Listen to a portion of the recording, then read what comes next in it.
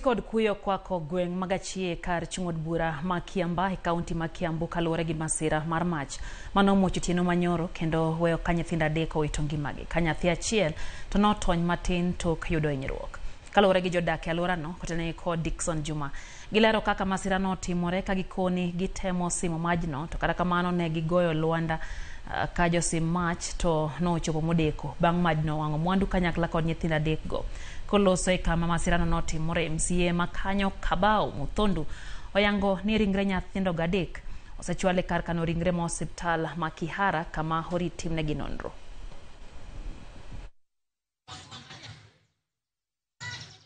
Bibi kulikuwa ni candle walikuwa wamewasha na akawacha. So kuanzia hapo sasa mimi sijui juu sasa ni watoto watatu wameungua pale kiasi cha kutotambulikana. Na ni mmoja tu ndiye ametoka kiwa hai. Gari ya kuzima moto ilikuja kama tayari moto imeshazimwa. Unaona huyu mama ni vile kukosa kazi.